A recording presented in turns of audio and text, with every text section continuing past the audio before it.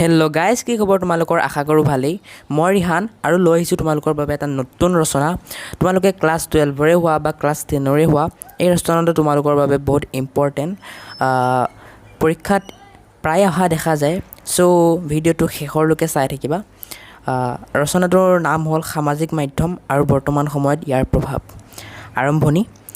আধুনিক উন্নত প্ৰযুক্তি কৌশলৰ ফলত সম্ভৱ হৈ পৰিছে নানা আশ্চৰ্যকৰ সৃষ্টিৰ। সামাজিক মাধ্যমো এই প্ৰযুক্তি কৌশলৰ ফলতে সৃষ্টি হোৱা এক বাস্তৱ উমৈহতীয়া মঞ্চ, য'ত ইণ্টাৰনেট সংযোগী মোবাইল বা কম্পিউটাৰত চৰকাৰী, বেচৰকাৰী, ব্যক্তিগত আৰু ৰাজহুৱা অনুষ্ঠান প্ৰতিষ্ঠান, বিভিন্ন সংগঠন আদি অনেক বিষয় উপস্থাপন কৰিব পাৰে। বৰ্তমান সামাজিক মাধ্যম মানুহৰ জীৱনৰ অবিচ্ছেদ্য অংগ হৈ পৰিছে। এই মাধ্যমে গোটেই পৃথিৱীখনক এখন ঘৰ আৰু এটা পৰিয়ালৰ দৰে সাঙুৰি পেলাইছে। সামাজিক মাধ্যমৰ বিভিন্ন প্ৰকাৰ। ব্যৱহাৰৰ বিভিন্ন দিশ আৰু উদ্দেশ্যসমূহ লক্ষ্য কৰি সামাজিক মাধ্যমৰ প্ৰকাৰ নিম্নোক্ত ধৰণে উল্লেখ কৰিব পাৰি। ক. Social networking site. ইয়াৰ এক্সাম্পল হ'ল ফেচবুক, টুইটাৰ। খ. Video' hosting site. ইয়াৰ এক্সাম্পল হ'ল ইউটিউব। গ. Image sharing site. ইয়াৰ এক্সাম্পল হ'ল ইনষ্টাগ্ৰাম, স্নেপচাট। উপকাৰিতা আৰু অপকাৰিতা। পৃথিৱীৰ সকলোবোৰ ভৌতিক বস্তুৰে ভাল বেয়া দুয়োটাই দিশ থকাৰ দৰে সামাজিক মাধ্যমৰো ভাল বেয়া অৰ্থাৎ উপকাৰিতা আৰু অপকাৰিতা দুয়োটাই দিশ পৰিলক্ষিত হয়। উপকাৰী দিশসমূহলৈ মন কৰিলে দেখা যায় সামাজিক মাধ্যমৰ দ্বাৰা পৃথিৱীৰ যিকোনো ঠাইৰ ব্যক্তিৰ লগত বন্ধুত্ব স্থাপন কৰি বহুতো নেদেখা নজনা কথা জনাটো সম্ভৱ হৈ পৰিছে।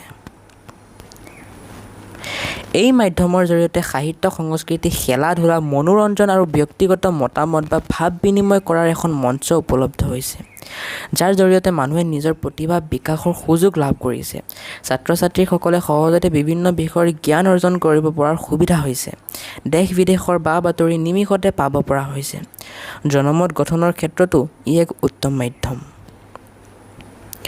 সামাজিক মাধ্যমৰ উপকাৰিতাসমূহৰ সমান্তৰালভাৱে বহুতো অপকাৰী দিশ আছে। প্ৰথমতে, বৰ্তমান প্ৰায়বোৰ লোকেই অনবৰতে সামাজিক মাধ্যমত ব্যস্ত থকা দেখা যায়। ফলত কেৱলটো এইটো ৱাব হ'ব দেই, এইটো ৱাব হ'ব, তোমালোকে ঠিক কৰি ল'বা। কেৱল সময়ৰ অপচয় হোৱাই নহয়, মানুহবোৰ হৈ পৰিছে এলেহুৱা আৰু কৰ্মবিমুখ। নিজৰ পৰিয়াল তথা আত্মীয় কুটুম্বক দিব লগা সময় সামাজিক মাধ্যমত নিয়োগ কৰাৰ ফলত মৰম চেনেহ, আন্তৰিকতা আদি কমি আহিছে।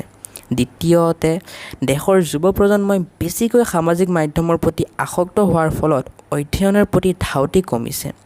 লগতে নিজৰ আৰু পৰিয়ালৰ প্ৰতি থকা দায়িত্ব আৰু কৰ্তব্য পাহৰি গৈছে, যিটো দেশৰ ভৱিষ্যতৰ বাবে শুভ লক্ষণ নহয়। তৃতীয়তে, অপৰিণত অৱস্থাতে সামাজিক মাধ্যমত সোমাই পৰাৰ ফলত বহুতো কিশোৰীয়ে অসামাজিক কামত লিপ্ত হোৱা দেখা গৈছে। চতুৰ্থতে, সামাজিক মাধ্যমৰ পৰাই চাইবাৰ ক্ৰাইমৰ সংখ্যাও দিনক দিনে বৃদ্ধি পাইছে। পঞ্চমতে, এই মাধ্যমত প্ৰচাৰ হোৱা সকলোবোৰ বাতৰি তথা তথ্য সঁচা নহ'বও পাৰে। ভুল বাতৰি বা তথ্যই মানুহক বিপথে পৰিচালিত কৰাৰ থল থাকে। এনেদৰে সামাজিক মাধ্যমৰ অনেক অপকাৰী দিশ পৰিলক্ষিত হয়। এতিয়া হ'ব সামৰণিলৈ। গতিশীল সময়ৰ লগত খোজ মিলাই নিজকে আগুৱাই নিয়াটোৱেই মানুহৰ কাম আৰু ধৰ্ম। বৰ্তমান সমাজত সামাজিক মাধ্যম এক অপৰিহাৰ্য বিষয়। ইয়াৰ ফলাফল নিৰ্ভৰ কৰে ব্যৱহাৰৰ ওপৰত।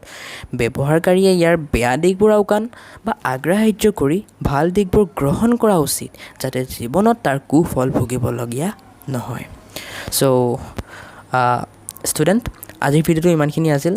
ভাল লাগিলে লাইক কৰিবা আৰু চেনেলটো ছাবস্ক্ৰাইব কৰি দিবা।